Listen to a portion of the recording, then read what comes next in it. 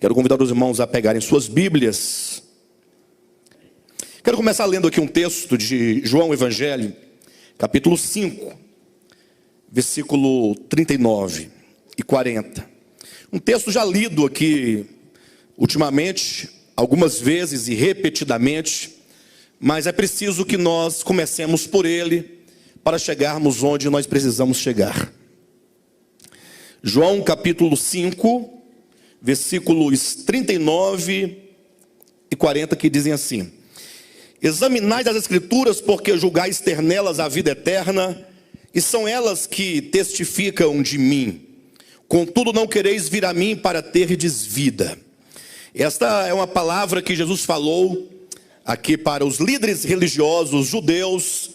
Não sei se os irmãos já leram com atenção o Evangelho de João, mas este Evangelho ele é bem particular no que diz respeito aos conflitos que o Filho de Deus encarnado enfrentou com relação ao judaísmo, a religião predominante no tempo de Cristo em Jerusalém para o povo hebreu, uma religião que invocava para si o direito de ser nação única e exclusiva de Deus.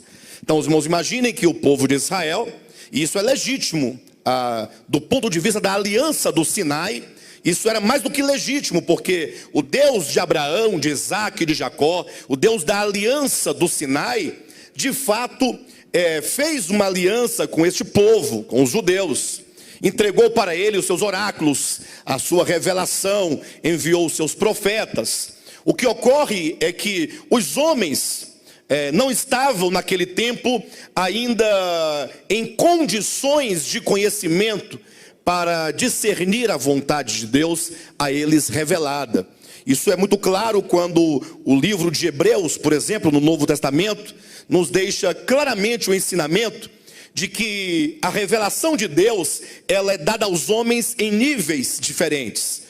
Nós vemos em Hebreus no capítulo 6, versículos de 1 a 3, que o apóstolo Paulo, ele diz que Deus concedeu a revelação aos antigos numa perspectiva rudimentar, ou que seja elementar. Se você for procurar entender o que é o rudimentar ou elementar, lá em Hebreus, é como se fosse numa linguagem infantil, como se fosse o que nós chamamos hoje de beabá. De modo então que o apóstolo também nos diz que chegando então no tempo da encarnação de Cristo, então agora a igreja deve deixar de lado, e essa é a expressão que ele vai usar em Hebreus capítulo 6, versículos 1, 2 e 3, dizendo que nós devemos deixar de lado aquilo que outrora nos era útil, aquilo que outrora era a revelação possível naquele tempo, para então, uma vez deixando para trás esses rudimentos, que nós então avancemos agora para aquilo que é perfeito.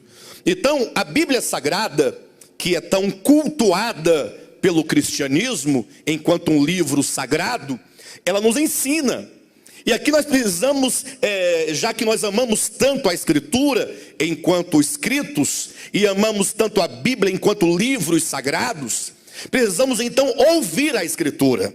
E isso Paulo também vai dizer lá em Gálatas, no capítulo 4, quando ele diz no versículo 21 em diante: vocês que são da lei, porventura, vocês não ouvem a lei? Vocês não ouvem a lei?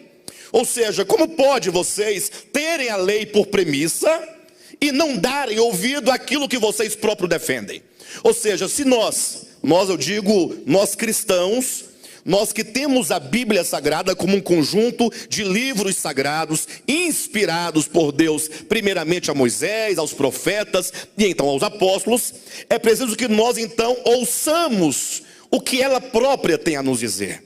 Porque é possível que, como os judeus do tempo de Cristo, nós criamos uma relação idólatra com a Escritura. Pastor, mas como é que pode ser uma relação idólatra? Ora, veja o texto de Jesus quando ele repreende os judeus dizendo, 39 do capítulo 5, vocês examinam as Escrituras. Ou seja, vocês têm a Bíblia como um livro para ser examinado, para ser estudado. Eles tinham o livro No caso aqui, as escrituras a que Jesus faz referência é o Antigo Testamento.